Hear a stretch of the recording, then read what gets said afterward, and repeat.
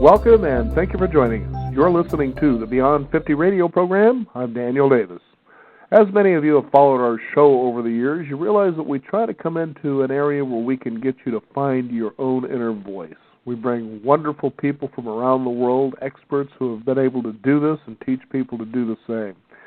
Interestingly enough, though, this isn't something that you have to learn from someone else, although it does help in case you kind of went off stray on your path. But it's actually something that's already inside of us. It's actually a divine birthright. On the Beyond 50 radio program today, we'll be talking with someone who actually discovered this at the age of 21 as she was teaching a high school class and began to get divine messages written on a chalkboard and began to explore this inner voice and realize that life unfolds a mysterious yet marvelous path as you can trust this inner guidance. I'd like to welcome to the Beyond 50 radio program our guest today, who is author of the book Inner Guidance, Our Divine Birthright, our guest, Ann Archer Butcher. Ann, how are you today? Great. Thank you, Daniel. I'm delighted to be with you. Well, I'm a delightful guy, and, my inner voice said we should have you on the program. Now, what's interesting is, as I was reading your book, is that you talked about this automatic writing. Why don't you tell the listeners what that was all about?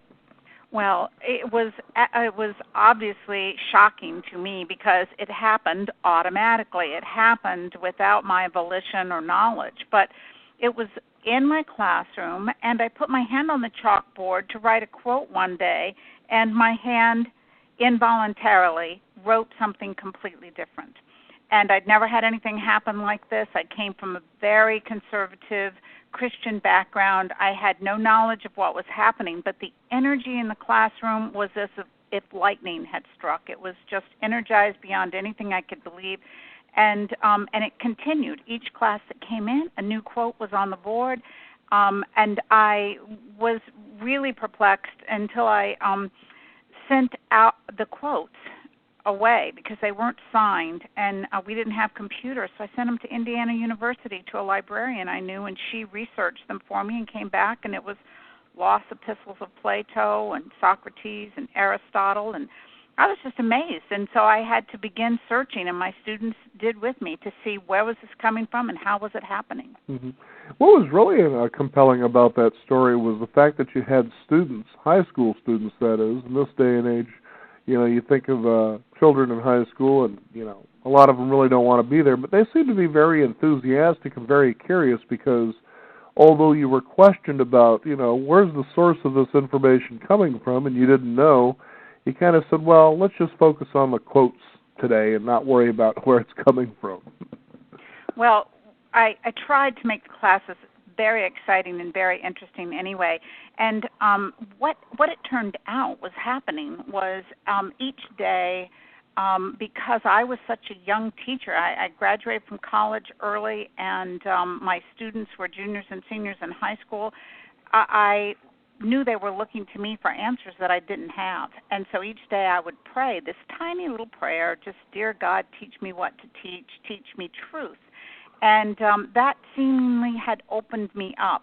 But I had very exciting classes. I mean, I think today, if you went into a lot of classrooms, it's not the students so much. Everybody is soul. Even though you're 17 or 18 years old, you're sitting there, an ancient spiritual being, and you're ready for truth. It just takes an effort to really turn people on and get them excited and help them to explore and want to explore the world around them and the philosophy and understanding what's going on.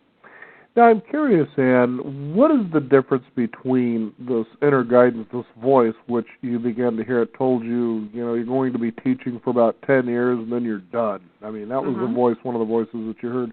But what's the difference between that and just maybe a thought that you hear inside that maybe is just that, that's not inner guidance? Well, I believe we can challenge our inner guidance, but what I received was a very clear and startling inner message that you're referring to now, Daniel, that said you will teach for 10 years and then you will teach no more forever.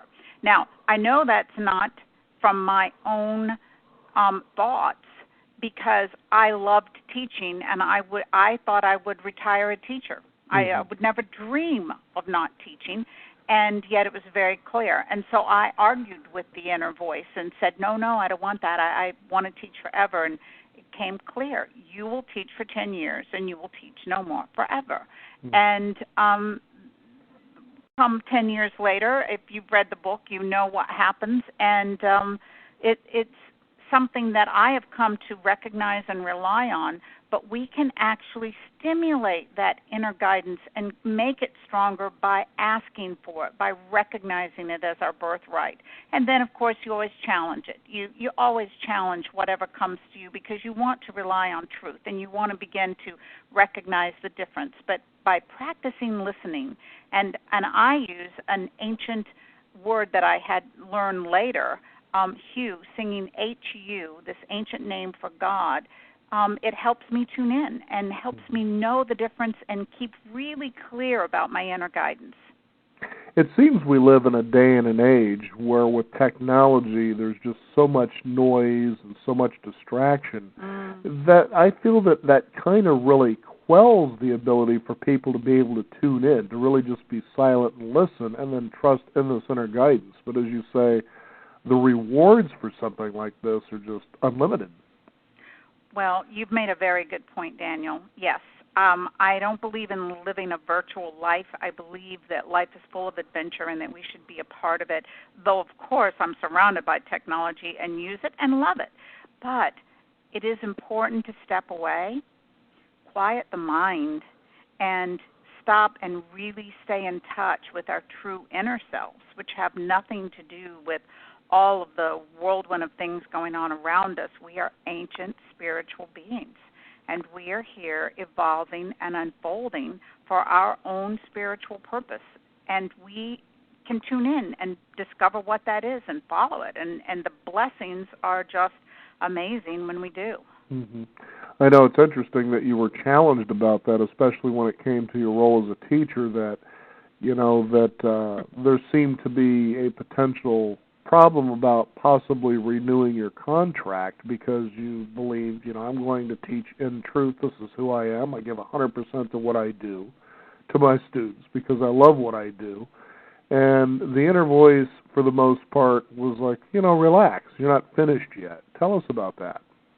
Well, you know, that moment that you're talking about where the school board confronted me and said they wanted me to stick with the curriculum was really frightening for me because I adored teaching. I adored my school. Teaching jobs were hard to come by. I knew I was very fortunate, and I loved teaching. I didn't even care what these people paid me. I would have paid them to be able to go in the classroom. I loved it so much, and yet there they were confronting me saying, we want you just to stick with the curriculum. Now, I don't know. You could say in this day and age maybe I wouldn't have gotten away with what I did, but I taught as I wanted to teach, but I not only taught the curriculum, I taught a great deal more, and I taught a very enriched program. And when they told me I couldn't, I knew that I would be unable to do any less than what I was doing. And I told them that. You wouldn't ask of me what you're asking if you understood what you were saying. And I essentially said, someone will want me if you don't want me. You'll just, you know, you can let me know.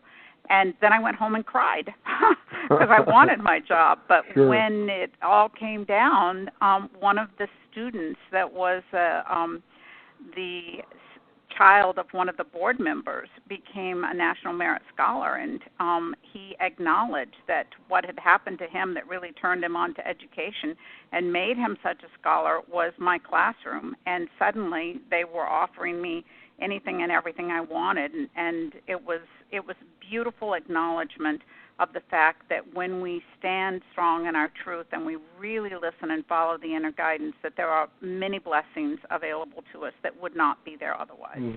Because I was reminded about the movie, which was Field of Dreams, the Kevin Costner movie, and here he had that inner voice as well, you know, build it and they will come. And he's like, well, build what? And he's shown what to build. So he goes and he does this because it was so compelling from what he was hearing that he just had to do this. It just made sense to him. And then you see him finally get to a point where he's about to possibly lose his house and everything, and it's like, why have I done this? And you begin to question this guidance when it puts you at a point like that. You know, besides this situation with school, Had you felt that way before?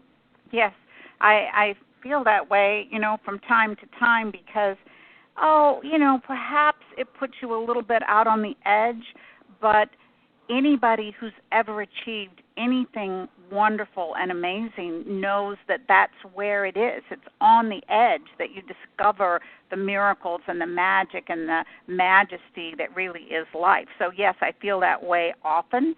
I hate to say it, I don't any longer go crumple on my bed in a pile of tears. I've learned a little bit more than that in the process. But what I do is I sit down and I sing Hue. I rely on my inner guidance. I align myself with divine spirit, and you can do it with, whatever you believe in, however you want to do that. But anyone of any religion can sing this word Hue and help themselves to regain their clarity and their strength and their vision. And I felt exactly many times like Kevin Costner's character did in Field of Dreams, where you wonder, what on earth, and could this have been real? And yet you know that when you're following it, it is real. And hey, it's the source of all great movies and all the wonderful stories that are in the world, where the hero of their own lives faces their challenges, faces the doubts, and comes out on the other side. And that's what we really want. We want a life of that sort of wonder and majesty, because we want to make the most of our lives. Most of us want to be all we can be to achieve our highest and greatest destiny. And just to let the listeners know, Ann, that you know what it is to be on that fringe, that precipice, when you decided to go for a swim one day. Oh, well. Kevin didn't have to deal with something like that. No, that one was the big challenge. That was where this was just before I had really made the step into studying the teachings of Eckankar. I knew, because eventually what happened on the board was the quotes that came through were from a book called Eckankar, Key to Secret World. So I knew about Eckankar, and I had looked at the teachings, but I didn't understand yet enough to make that full transition from the religion of my childhood, being from the South and a strong Christian background, to understand the things that were going on. And I just really wanted to know that we are not alone and that there was more going on than most of us believed, and I challenged it. But that day that I went for a swim, I got pulled out by a riptide, and I thought it was my last day on this planet, because as I got out there in the deep waters, I saw a shark coming at me. And, I called upon everything I knew. It was a big challenge in the moment, no time to crumple. You just follow your inner guidance, and I was told to lay myself out flat like a log, turn away from the shark, and don't look, and be face down. And the next thing I knew, I was hit from underneath really hard, but instead of being pulled under, I was moving across the surface of the water. And as those who read the book will discover in Inner Guidance, I was rescued then by a school of dolphins and on Hilton Head Island, and they brought me in South Carolina, Hilton Head Island, and they brought me to chest deep water and surrounded me and did that thing that they do, and I knew, man, something amazing is going on in life. This stuff doesn't happen. And yet the rest of the book shows you that it does happen. It happens all the time if we just turn up the volume on our inner guidance and really begin to listen, tune ourselves in to what really is our divine birthright. I think, too, when you share that story in the book as well as you have with our listeners, you said something that's pretty important for people to realize, is that you were born and raised with a particular set of beliefs, as you said, from the South with a Christian background. Mm-hmm. And what I find interesting and why this is such a relevant topic, I believe, for our listeners is a lot of times as people approach midlife, especially women, is they begin to find that sense that they don't have a spiritual course, so to speak, or the one they've had for most of their lives that they've bought into doesn't feel like it's given them the life. And we're not blaming the belief, we're just saying that it hasn't really seemingly worked out. So they find themselves at a point close to midlife where they start questioning that, and they find a new spiritual path, so to speak, which becomes very exciting at first, but like all paths, They take work, they take commitment, and they take follow-through. It doesn't matter what it is, because to be on that edge, as you were describing earlier, where the miracles occur more frequently, more regularly, in fact, they get to a point that you expect them, that's where you have to be. You can't just step back and, okay, maybe it'll work out, maybe it won't. You really talk about commitment in the book. Mm-hmm. Well, I think it's important to be open and to be willing to step into the adventure. You can decide for yourself if you want a quiet little life where nothing happens, go for it. That is definitely not what I want. I wanted, and I believe that each of us deep down as soul want to believe that we can embrace the adventure of life and that we want to fulfill our highest and greatest destiny. And I think if God showed up and said, look, here's your highest and greatest potential, would you like to achieve that in this lifetime? Most of us would say, absolutely. And yet it takes commitment. Exactly as you say, Daniel, it takes an earnest effort. What I've learned to do is a spiritual exercise every single day where I tune in to that inner guidance. I sing Hugh, and I really focus. I call on the inner masters, guides that I've learned through the teaching of Eckankar, who would assist me. And but I had to be willing to step beyond the path of my childhood. And it was because I had a minister at the time when these experiences began, and I went to him and told him what was happening, and I expected him to try and talk me out of moving forward and out of the church and into this bolder spiritual adventure. And he actually took me aside and quietly said, I wish I could go with you. Wow. And I could hardly believe it. I said, you're supposed to talk me out of this, reminding him of his duty. And or at least telling me that I'm nuts. He said no. He knew that there was something more, and he wished that he could follow it. And it's like you say, when you reach a certain age and you've learned certain things and you've begun to have certain spiritual experiences, that call of soul is deep and true. And listening to it, for me, has proven extraordinarily worthwhile. Mm-hmm.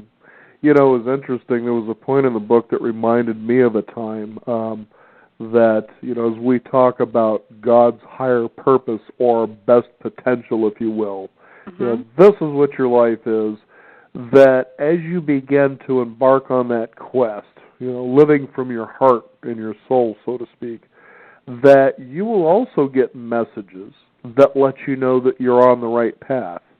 And I really had one of those happen. It was about 15 years ago almost, as I first embarked on my journey to do radio, because it's something I always wanted to do. Mm-hmm. And so through a series of circumstances, I found myself at the public broadcasting, the PBS network, and I was beginning to host a show there, and very much like what we're doing now, but under a different name. And it was fascinating because I was driving one day I had to pick up my children from school, but I still had some time, so I was going across town to be able to be there on time anyway. And I was listening to a book on tape. It was M. Scott Peck, The Road Less Traveled and Beyond. Now, everybody should remember The Road Less Traveled was a big success back in the 1970s. And this is a road most people won't travel. It's a road of truth and principle, so to speak. And it's not an easy one, but the rewards are fantastic anyway. So I found myself kind of listening. It was a beautiful blue day, kind of early afternoon. The streets were seemingly quiet as I was driving along, and I found myself with sort of a little mental buzz because I was really enjoying what I was doing. Like, wow, I'm really doing something that I've really always wanted to do. And it was funny, I pulled focus up on a vehicle that was in front of me, and I looked at the license plate, and it said, in its own interesting way, but it said this, God bless you. And I was astounded by that, like, wow. But you find yourself continuously in synchronous moments that lead you to where you're supposed to be. That doesn't mean that you don't have distractions and disappointments, but that does happen very regularly to let you know that you're not only being guided, but you're also being protected as well. And you share a lot of that in the book.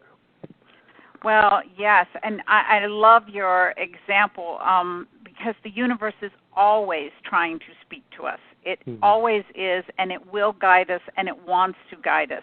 And for those who step onto a more adventuresome approach to life, I think the doors open wide, and that's what you're describing, where, everything will happen. There's like the voice of someone will fill the air. They're not even speaking to you, and yet they've just said exactly what you need to hear. You hear golden tongue wisdom. And for you, that's exactly what you're describing. And for me, what has happened is that these clues became so close together that I couldn't miss it. I couldn't miss seeing where I was being led. And I do speak all over the world, and I just wanted to share with you, I was in New Zealand in Christchurch speaking with a whole group of people who were brand new to the teaching of Eckankar. And but these people, when they arrived, they were 70, 80 years old. And wow. I said, why would you make a switch at this point in your life? And we had maybe 35 people there, and we went around the room and let each one of them speak. And over again, the story was the same. They were saying, that their parents had died, and finally they felt they could do what they wanted to do. Another wow. one said her husband died, and now she felt she could follow what her heart had been pulling her toward all her life. And, the story went around the room almost identical. And yet, I was delighted for all of them, but also would say, good grief, why wait? The universe is just begging for us to listen and to take us to fulfilling that higher destiny we have as soul. And why not listen? Why not follow the call of soul and get on that road to spiritual freedom? That to me is what it's all about. And also, I just had a guest recently that said something very similar about the idea, well, I divorced my husband, or my husband passed, or, my family is no longer around, my mother, my father, those strong influences that mainly we try to appease. We, for some reason, feel there's some sort of a duty as adults to continue to do something that we used to do as children. And then we were just probably trying to avoid a spanking or standing in the corner, but we're too old for that now. But what they talked about, or what the guest had talked about, was as you begin to develop your spiritual practice or your way, sometimes it's better just to stay away from family until you build that strength enough. So when you go back to them and you tend to hear the voices of doubt or criticism, you'll say, that's okay, you're entitled to your thoughts, but I'm doing this anyway because this isn't about you. It's about me going the direction I feel is right. I totally agree. I met with a woman yesterday who was saying, goodness, I just read your book, Inner Guidance, and she said, I feel like I've been looking for my people my whole life, and now I've found my people. And what she meant was the people who wouldn't just do what everybody else does, but who knew that God was calling to them and they wanted a closer relationship with God. That's really what it's all about. And so instead of listening to brother, sister, whomever, I wanted to listen to God. I wanted to find a way to be in a conversation with God myself personally and hear the answers from my life, from me. That, to me, is it is available to all of us, and it's where our true hearts lie if we can only find the way, if we can open the door and step through the beyond the portal of the physical world and get in touch with who we really are as soul. And as you said to your students, when you can get to this point, and all of us can, just as Jesus had once said, greater things you'll do, greater things than I, but I'm going to show you how you can do this. And you said to your students, I can do a miracle in a minute, but the impossible takes a few days. And so they put you to the challenges. What's that? I had heard that somewhere once, and I read it to them. But the point is that they said, okay, we're going to put you to the task here about, you're telling us that you can do this. And so they discovered that you really weren't full of hot air, if you know what I mean. Well, I actually was nervous when they challenged me. They said, give us an example in your own life. Do it right now. And I wasn't prepared to pull off a miracle in my classroom. What I was saying was it's possible. But as if the universe, of course, truly was listening, I said to them, okay, right now, I don't have any money. I'm a high school teacher. I just moved to a new city. I have a little daughter. But, man, I would love a hot air balloon ride. I would love that adventure. I lived in Cincinnati at the time, clipping over the river, going through the city, looking at the fall colors, and I described it to them. And, and they said, why don't you just buy it? And I said, I don't have any money. So to me, that would be a miraculous event if I could find a way to manifest that. Manifest the money, fine, I will buy it. But, if I could. That evening, I went to the laundromat with my little daughter, and a man walked in selling tickets for a group called the Neediest Children of All, a charity. And I had $5 cash left, and that ticket cost $5 until my next paycheck. But I figured I've got plenty of gas and I've got plenty of food for my daughter and me. I'll go ahead and give him my last $5, and I did. And that very weekend I got a call, and what I had won was a hot air balloon ride. And so my students got to see me on television. They got to see me on the paper. And when they came back to school and said, oh, my gosh, now what were you saying? How did you do that? Even I had to say, I didn't know. I didn't know. I mean, it's beyond what you can imagine, because it ended up being televised and everything. That was not what I asked for, but that's what I got. Like $5 to get celebrity status, huh? Yeah, it was quite an amazing event.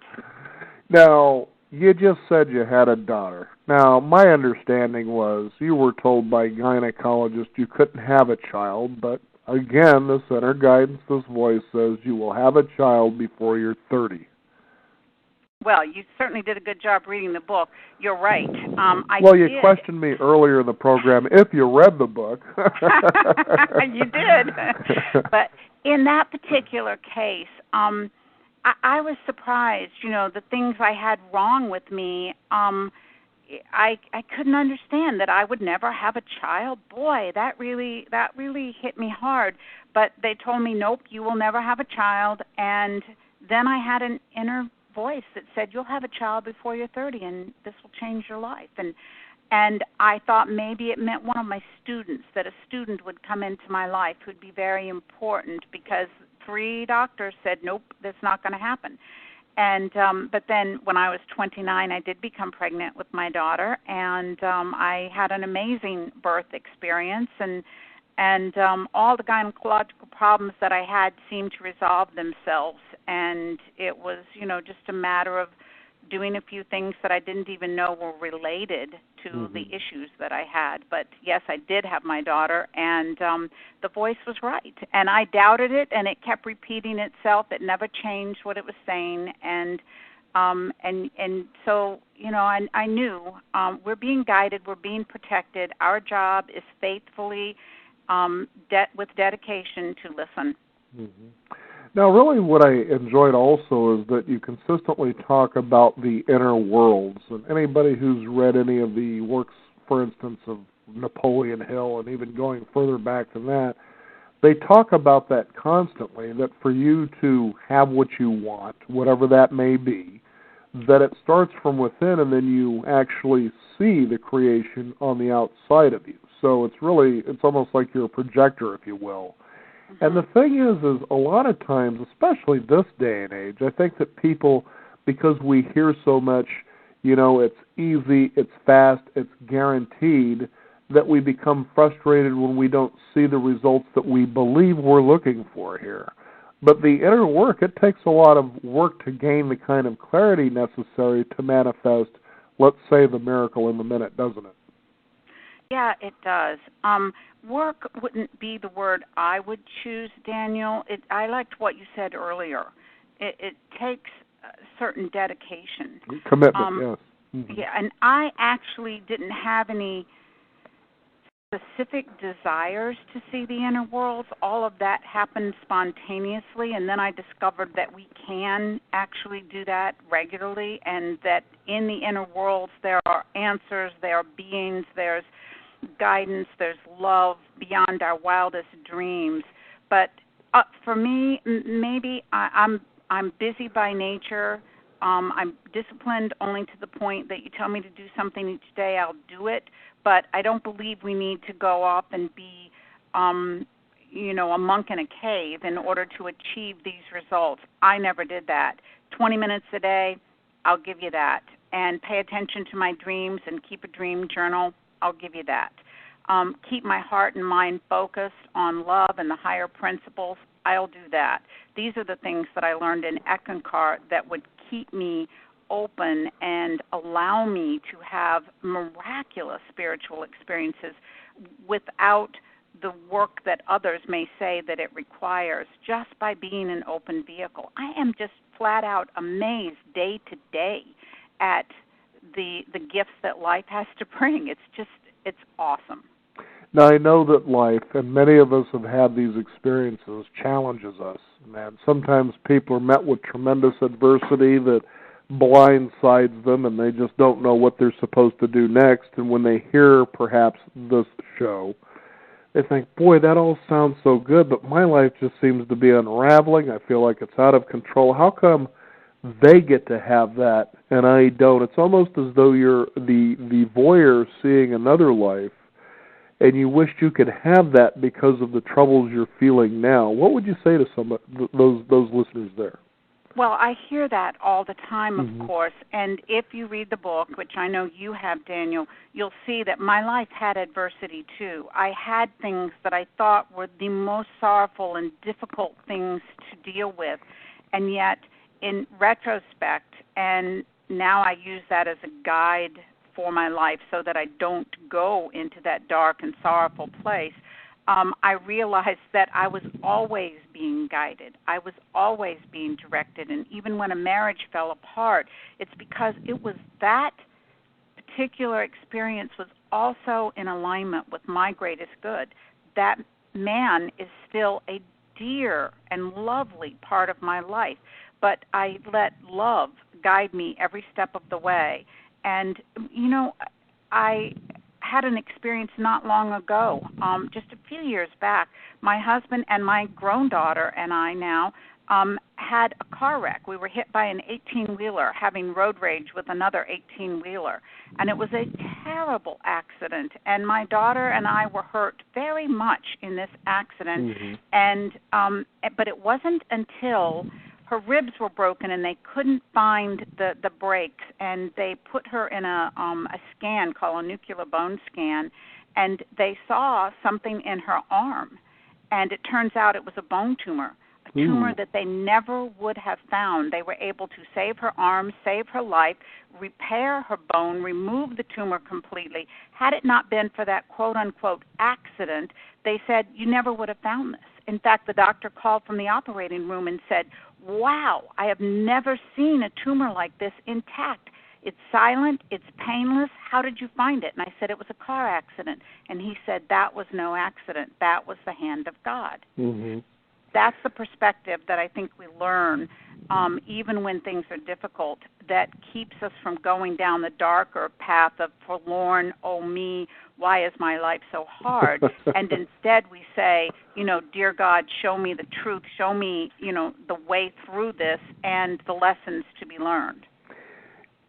I had a guest on the program, and you'll hear me sort of say this from time to time because it's interesting how it shows, and what I love about what I do is how interrelated we all are. We're not, separate from each other, but there's always a golden thread where there's a connection. And as you share that story, and the idea is, here's an adversity that happens, but yet it becomes a blessing because you discover this tumor in your daughter's arm. And without the accident or the car crash, you said it wouldn't probably have been discovered in time. Who knows? But it reminds me of a guest that I had, and he says something to this effect. He says, when you have an adversity, simply just ask yourself, what possible good can come from this.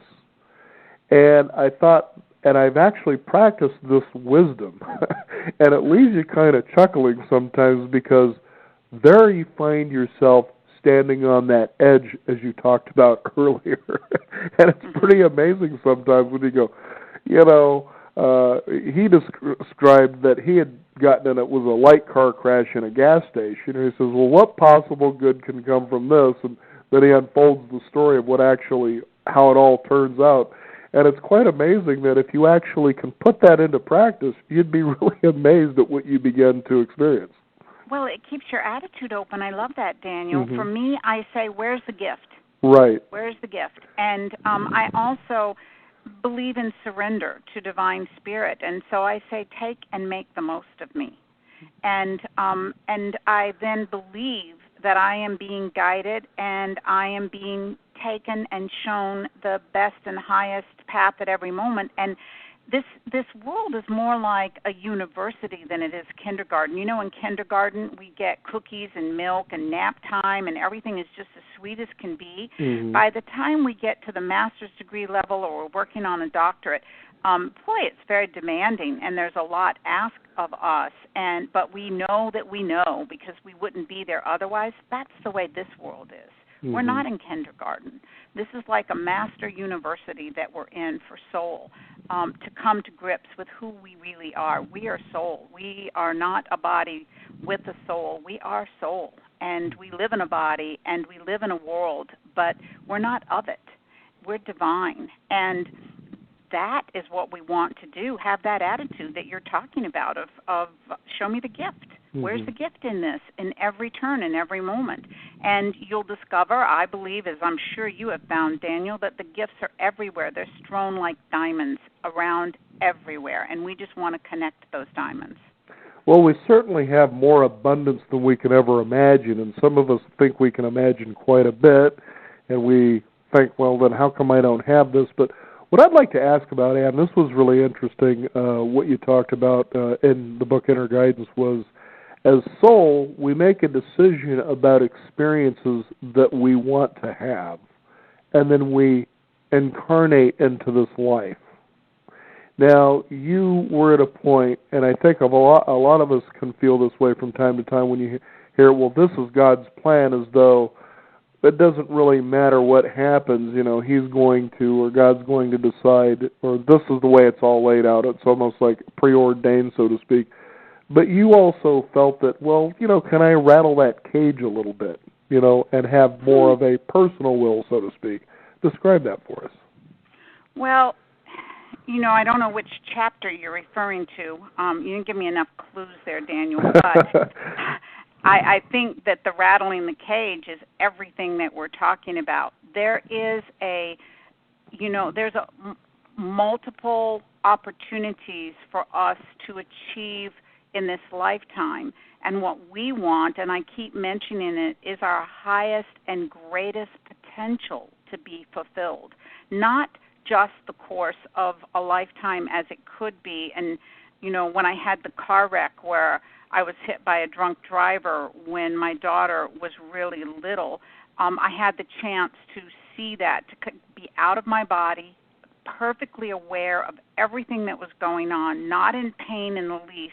And I could see my bleeding and battered body in that car. And inwardly, I was told, if you want to live, you have to get back in. But I knew I didn't have to. It was my choice. So there's one way the world can go. But by then I realized, but wait, I have the daughter I always wanted. I'm not going to leave her now. I'm going to get back in that battered body, and I'm going to find the gifts, and I'm going to move on. And that's exactly what I did. But I also knew from that experience, wow, I'm soul, I'm free, it's beautiful, there is no pain, there's nothing to fear.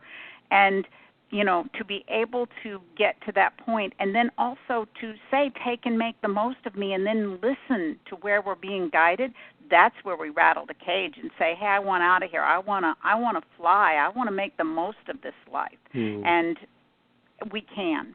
We can, and that's the point. So many people want to remember that we can. And a good message that you also say in your book is, thy will be done, was one that gave you a lot of confidence and comfort in situations. Yes, thy will be done is a way that we're saying, not my will but thine. Right. Because I might have a limited view. Heavens, I have had such a limited view of things at times. I've even had a dream that said, "Think bigger, Anne." And I think I'm thinking big, but Daniel, there's so much more perhaps than we can or do imagine. And so to say, "Thy will be done," means that we're surrendered, we're in faith, we're trusting, we're willing to be guided. We know that there's love and that we're loved and who we really are. There is such a beautiful message in that. Because I know, as you described your story when you went swimming and getting caught in a riptide, I actually had the same experience, but without the shark and the dolphins, of course. And there I was trying to swim back into shore, and I'm a pretty good swimmer, and this was on the Atlantic coast.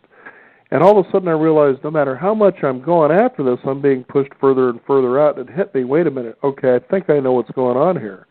Now, I realize what you have to do in something like this is that you have to swim, and you actually say this in the book as well, so I agreed with it because I did this, is you swim parallel to the coastline until you get out of it, and then you'll be guided back into the ocean, or back to the shoreline, I'm sorry. Right. And it's the same thing in a river. When you plunge into the rapids, the worst thing you can do is get caught or pinned by, let's say, a tree root or a rock. But for the most part, to get out of the rough rapids, you literally surrender. You let yourself go and float, and you'll be pushed to the shore. But you have to trust that that's going to happen. And sometimes we can be in a turmoil, that 11th hour you always hear about, and you say to yourself, how many more steps, how many more minutes or seconds do I need to go before I realize maybe this is futile and maybe I shouldn't have surrendered? That's a challenging place to be. That takes trust. It does take trust. But you're right. I mean, that's what I assessed. I thought, okay, riptide, what have I ever heard? Oh, yeah, swim sideways. And, if I were just facing a riptide, that was one thing. And then it's like, good heavens, is that a shark? Oh, my gosh. I'm thinking, my mother's going to hate this. It's Christmas Day. I'm going to get eaten off the coast of South Carolina on Christmas Day. And it was a hot, beautiful day, and I'm a strong swimmer, but I cannot outswim a shark who thought he was going to get shrimp off the shrimp boat, but it's Christmas Day. There's no shrimp boat. So, I was sure I was gone, but I followed the inner guidance. In every moment, there's guidance, there's deliverance to be had if we can just say, take and make the most of me, or whatever version of surrender that we can find. That is important. I think there's another thing to help people to get beyond their misery of whatever might be happening, and it's service. We are all here to serve each other. And whatever you can do to take the next step in service to others can often make a difference and break you free from whatever is holding you back. This show is a wonderful service, by the way, Daniel, and thank you for it. But that I think is what makes a difference, is a life of service, and even just a little more service when you think you don't have another thing to give can make a huge difference. I'm about to come out to Portland for a regional seminar, and I know everyone's been working really hard, but they took the time to reach out to you and be of service, and I can't wait to hear the stories of what's happened to those people, because everybody gets exhausted, but when we take that extra step and we're willing to give of service, it makes all the difference in the world. It opens us up. I like to say God is the greatest servant of all, serving all life, and if we want to be co-workers with God, if we want to step into that wonderful realm, we have to see service as a key to achieving our highest and greatest destiny.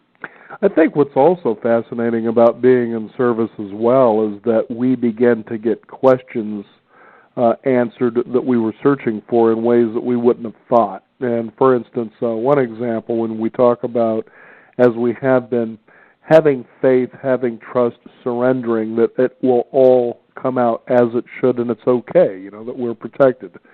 And there was a time many years ago when I became unemployed, and I thought to myself, well, what should I do? Most people would think, well, I've got bills to pay and so forth, and so I need to scramble and go out and look for another job.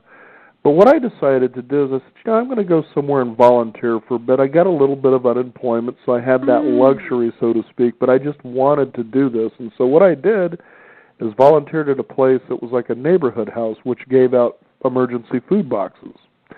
And I think what was interesting is the fact that everybody who hasn't probably been in this situation where you need to get an emergency food box might have this preconception of people that might be freeloading on the free lunch, so to speak. What I discovered was quite the opposite. And in many times, it became very inspiring to do what I was doing, which was to help and to give. I was seeing middle-class and upper-middle-class people coming in for emergency boxes, and I was surprised by this. It wasn't these broke street people that you might imagine that just don't want to get up and feel motivated to contribute. These were people really trying to hold things together. You could see this. And in many times, the gratitude that you would experience from these people was just overwhelming at times. And so you would see that, the special gifts, be gracious for what you get, no matter how small or big it is. Have gratitude. And I think sometimes, especially in America, that we tend to take things for granted, that we're a nation of people who feel entitled for some reason, And it was just amazing. I try to stay out of that whole argument and having any sort of preconceived notion, like you're saying, Daniel, because you have no idea, and nor do you want that karma. You don't want to have to learn the hard way. No. And you definitely want to stay open to serve. I loved what you did, and I love what you learned in the process. I think that for me, if I do what I've talked about several times now, if I stay open and I ask inwardly, and I sing Hugh to become more aware of God's love. That's what I do every day, because it tunes me into the song of love that flows from Divine Spirit. I get answers, and it's even in new ways that I can serve. And gratitude that you also mentioned, oh my gosh, to open our hearts with greater gratitude and see that this is a principle. It's a law of the universe. If we move in gratitude, we will attract to us more things for which to be grateful. There just is no doubt about it. And the beauty about service is that you're giving. And we've always heard the more you give, the more you get. Yeah. And I've lived in those vacuums. It seemed like I could get rid of furniture by just giving it away. Many people have garage sales. I just give it to somebody. And somehow something miraculously finds a way to fill that spot. And I'm like, I don't remember buying that. Where did that come from? But the space always fills itself. And what's funny is I'm constantly giving things away. That's beautiful. It is. It's a law of the universe. The more we give, the more we receive. And we don't give because we want to receive. We give because it's the right thing to do. It opens our hearts. And when you give from that perspective, no matter what it is, even taking the time to listen to someone who wants to share, that's a gift. That's giving someone the time and attention that they want. Life will give back to you. The universe will give back to you. And it's not reciprocal one-on-one. It's many times more than what you give when you give with an open heart. So it's a beautiful, beautiful lesson that many people have just tried that one thing and their lives have changed. Now, I know our listeners out there, Ann, might be thinking, well, geez, Ann sounds so flawless. But, I've got to tell the listeners out there, well, she got a message on the side of a truck one day as she was learning about grace. Ann's capable of road rage, listeners. Yeah, that was a mean lesson for me. I had just inwardly done a spiritual exercise where I sang Hugh and I asked, what would be one word that I should keep in mind to guide me through my whole life? That's what I wanted, one word. And I thought that it might be love or something like that. But the word grace came through. And I pictured like a ballerina in a tutu. I didn't know what grace meant in terms of what I was supposed to do. Or How about that shark in the ocean? Yeah, right. Gracefully swimming towards you. Right. But the next thing I know, I got my car to go to school with my daughter, and a truck ran me off the road, and I got upset. I was angry. I thought, oh my gosh, he could have killed us. But then it dawned on me, that's not a graceful way to react, is it? No. And I knew then that this was about the law of grace. So I thought, okay, well, maybe he didn't see me, and I lived anyway, and we're okay, and, may the blessings be. This isn't so terrible. And I managed to get my car back out on the highway, and I was on a big interstate, and it's a huge uphill climb. And I knew I was probably going to overtake that truck that ran me off because I was in a little sports car, and he's in this big, heavy truck. And when I got up next to him, there it was, Daniel. Right on the side of that truck was the word in black letters on a white truck, grace. It was a grace truck. I was blown away. I knew, my gosh, this is a message from the universe like none other. And by the time I saw his face, I was smiling and grinning and laughing, and he's looking at me like, hey, lady, what's up? He had no idea. He did not know who I was or recognize my car, but I didn't matter. I got my lesson. It was beautiful. Mm-hmm. And I try to keep that grace truck in mind all the time. People, get upset about traffic all the time, and I think it's one of the little tests of the modern world. If we can go into traffic and go into the world gracefully and come through it without becoming angry or upset, it's really the way that we move into greater spirituality, even though it looks like they may deserve for us to yell at them. It isn't the way. It isn't the way of grace and gratitude and love. Fascinating, too, because that also reminded me of what I was sharing earlier about the God Bless You license plate. It's like, what are the odds of something like that, But the thing is, too, is it also shows us, and through your stories as well, is that the world isn't as big as we think it is, and that we're all connected, and right next to each other. And one of the most fascinating stories that you had shared was when you were in Africa and you were you were told that you needed to take over a situation that was regarding a young child, a baby. Yeah, I just talked about that on the radio 2 days ago. That was an awesome experience. I went to Africa. I had already been to Nigeria with my husband. We were exhausted. It was beautiful. We'd spoken to 5,000 people. And now we found ourselves in Ghana. It's late at night, 10 o'clock, definitely ready for bed, trying to say goodnight to our host when this phone call came in. And a baby was dying, and this grandmother was taking care of the baby, and she reached out to her friend who was our host. And inwardly I was told, go to the hospital and help. And when I got there, I intended to stay outside and just see the grandmother and wish her well. But I got an inner message that said, go in and take over. My gosh, this hospital was a disaster zone, and it was a military hospital. Things were a mess, and it was the worst of conditions that I could have imagined. And to even walk through the door was a challenge, but I knew I had to. And when I did and went in, they wanted the grandmother to go through a whole bunch of hoops filling out paperwork, and I said, give me the baby. And I took the baby, went to the doors that said, do not enter, and walked in and said, my baby needs help. And the baby was definitely dying. He was unconscious, his head thrown back, his eyes rolled back in his head, his little tiny arms just flailing from his side. And they said, whose baby is this? And I said, it's mine. And I had accepted full responsibility for this child. Now, as it turns out, inwardly I was being told that the baby had malaria, but the diagnosis that they had given him in another hospital was unexpressed measles, and they were treating him for that. And I said, no, this baby has malaria. And suddenly, all these things came to me, like we need electrolytes immediately, with me thinking, what's an electrolyte? and the doctor listened. I said, don't you think this is malaria? Wouldn't you say he was misdiagnosed? And the doctor said, I think you're right. And, began to go in concert with me to treat the baby for malaria. And the baby lived and came out of it. And then about 2 o'clock in the morning or so, when they finally finished all the paperwork and they brought the baby's papers and his little name tag to the crib where he was, where I was standing with him, and they put it on there.